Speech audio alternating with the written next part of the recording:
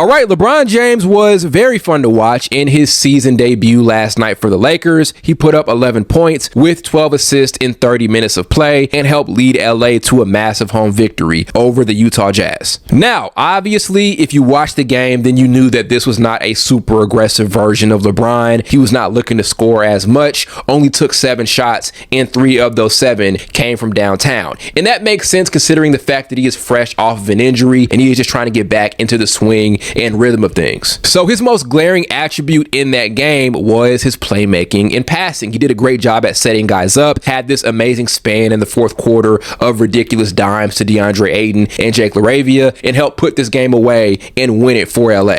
And that is the beauty of being a great all-around basketball player. A lot of times when I say the phrase great all-around player, the first thing that pops in a lot of people's minds are stats. And it is cool to see a guy put up stat lines of like 25 points, 11 rebounds, and 10 assists. But the true significance of being a great all-around player isn't just the stats. It's the fact that you can fall back on other aspects of your game if the scoring is not there. And that is what we saw from LeBron James last night. It's something we have seen from him his entire career, and it is something he's going to have to fall back on a ton this season as he is no longer the dominant scorer he once was in his prime. Now, I'm not going to sit here and act like LeBron is washed and this is no longer a top 10 player in the NBA because LeBron is still a top 10 player. He's still an all-star level guy, still an all-NBA guy, but he is not the player he once was in his prime. He is not the best player on this Lakers team. This is the first time in LeBron's career where he has not been the best player on his team, right? So there are going to be other things LeBron has to fall back on to make an impact on the offensive end. And last night we saw it. It was his playmaking and usage of his basketball IQ.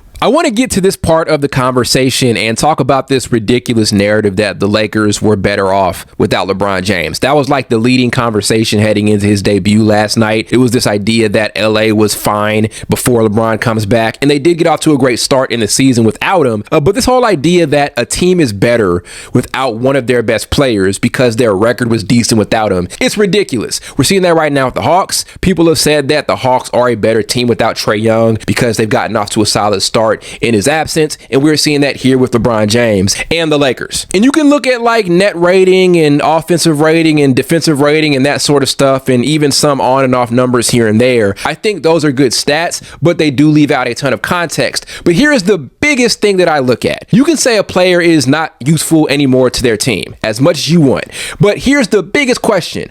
Going into a playoff series, are you confident that that team is still going to be successful without that player? So for the Hawks, going into a playoff series, are you confident in their ability to win that series without their best player in Trae Young? Same way here with LeBron and the Lakers. Now, I don't think LeBron is still LA's best player, but there is still this question of, do you think LA is going to win a playoff series with LeBron James being off the floor? I don't think that's the case at all. I think when a team plays well without their best player or one of their best players, that speaks more to their supporting cast than to the idea that they're better without that guy, right? So for the Hawks, again, as an example, I don't think Trae Young not being on the floor makes Atlanta better. I just think Atlanta's supporting cast is good enough to win games in Trae Young's absence. That does not mean long-term Atlanta is going to be good in the playoffs without Trae Young. Same here for LeBron. LeBron not being on the floor and LA staying solid without him does not mean the Lakers are better without LeBron. It just means they have a really good supporting cast that can keep things moving when LeBron is not there. It also means the coaching is good and the adjustments make sense, right? When you're not with LeBron James, or maybe if Luka's off the court or whatever the case may be, that means the coaching staff is doing a good job at curating an offensive and defensive attack that will allow them to stay sustainable without those players on the court. It does not mean by default that the team is better without that player. There are so many other factors that go into that. I just hate that idea that a team is better with their best player being on the court if they're able to stay solid without him, right? That just does not make sense and it doesn't add up. And again, you don't feel confident with LA going into the playoffs without LeBron James being on the floor, flat out. I even really dislike this idea that if LeBron James is out there, he is going to disrupt LA's flow on the offensive end. That is so inaccurate and it is so ridiculous. There are enough stats and really enough evidence in LeBron James' play style to suggest that he is going to be fine and the Lakers offense is going to be fine with him on the court. Again, going back to his all-around skill set, LeBron can still be a dominant player and an effective player on the court when he is not the focal point on the offensive end. We saw that with the Cavaliers. We saw that a bit with him and Anthony Davis, and we saw that just last night between himself and Luka Doncic, and also saw flashes of that last season when Luka Doncic first got here to LA. For example, last year LeBron James made 42% of his shots off the catch from downtown.